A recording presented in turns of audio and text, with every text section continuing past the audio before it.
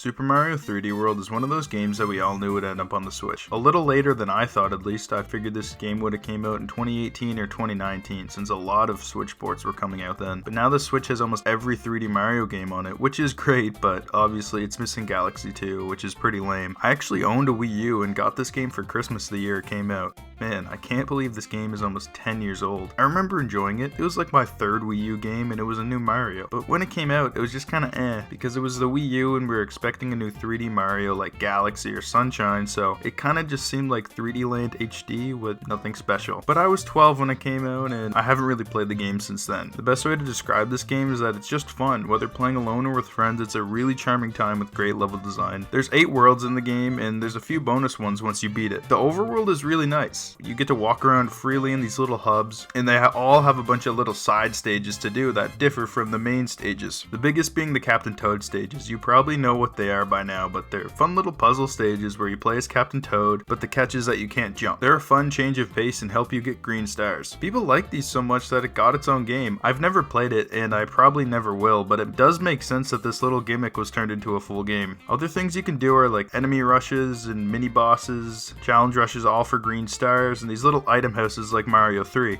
It makes the game feel bigger and not just level after level. Having the option to play as other characters other than just Mario is really cool. I remember playing New Super Mario Bros. When I was younger and thinking it was dumb I couldn't play as Luigi or Toad, but that problem isn't here. Even cooler though is that they have unique attributes like in Mario 2. Mario's all around, Luigi has a high jump, Toad's the fastest, and Peach can hover. I personally like Toad the most because of the speed, but I've always liked Toad ever since I was a kid, and whenever there's an option to not play as Mario, I'll take it. This has been said a million times by now, but 3D World is essentially 2D Mario but in 3D, which I was and am still a fan of because I'm not really a 2D platformer guy anymore. There's basic Mario stages like, the typical plain stages, desert stages, snowy stages, but aren't, they're not groundbreaking or anything, but the really cool ones are the Mario Kart stage or the train stages and the Galaxy-like stages. There's a lot of stages where you can really tell the devs let the creative juices flow, and I'm not going to list off every single stage, but if you play this game, you'll know what I'm talking about. I definitely don't like this as much as like the collectathon type Mario games, mainly just because I prefer collectathons in an open space compared to linear get to the end type games, but this is still a great game.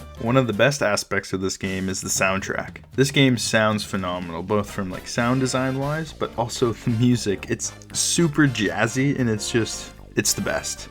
One of the best soundtracks in any Mario game, bar none.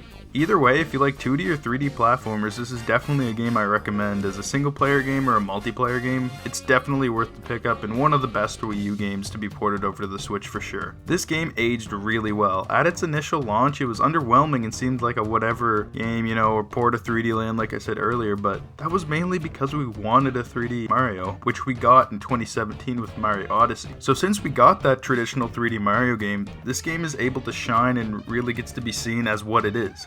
A pretty unique and fun multiplayer 3D Mario game. We have the collectathon with Odyssey, and now we have the get to the flagpole obstacle course type game with 3D World. But we didn't just get 3D World ported over with some quality of life performances, we got a whole new side game, Bowser's Fury. And it's cool as hell. You've probably heard it a million times by now, but this feels like one huge kingdom from Odyssey that's broken up into different segments. But it has like 3D worlds, power-ups, and gameplay. Honestly, it's like the size of 3 kingdoms, and it's kinda better than some kingdoms in Odyssey. The premise of the game is that Bowser is out of control and is a raging, uncontrollable beast. And Bowser Jr. needs your help to defeat him and bring him back to normal because he can't do it himself. You need to collect cat shines across multiple little islands in order to restore the big cat bells so Mario can go like Super Saiyan and turn into a big cat. It's just as simple as any other Mario plot, but it's a bit different this time where instead of defeating Bowser and rescuing Peach or, saving the Mushroom Kingdom, you are more or less saving Bowser and helping Bowser Jr. get his father back. It's kinda cool. Bowser looks awesome in, his new black gooey kaiju form. Kinda reminds me of Striker's Charge. I hope we see this Bowser design again one day because it's so cool and pretty unique and feels like it'd be kind of wasted if it was just used in this game only. Bowser plays a key role throughout the game actually and isn't just a final boss. While collecting shines every so often, Bowser will awaken and attack you.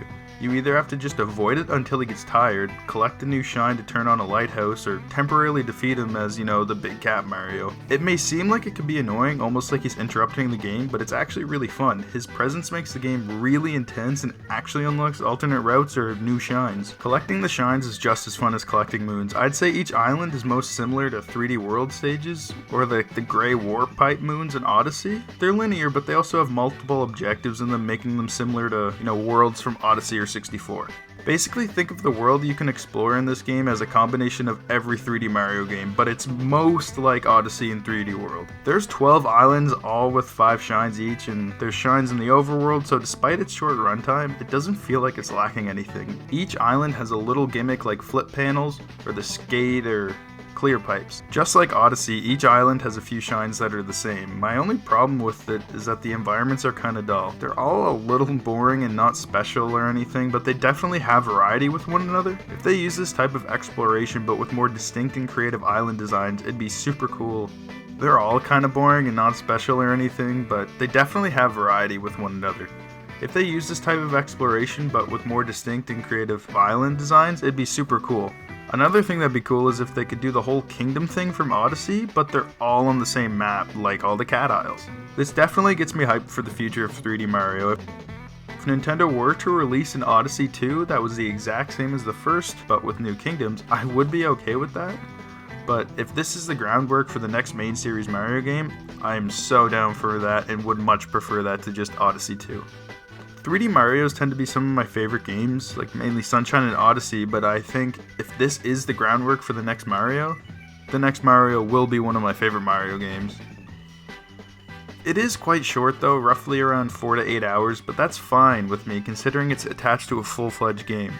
Most people roll their eyes at Switch ports now since it seems like most Switch games are ports, which is fair, but it's definitely a port that should have been done. You get a super underrated game with a cool glimpse of the future of 3D Mario.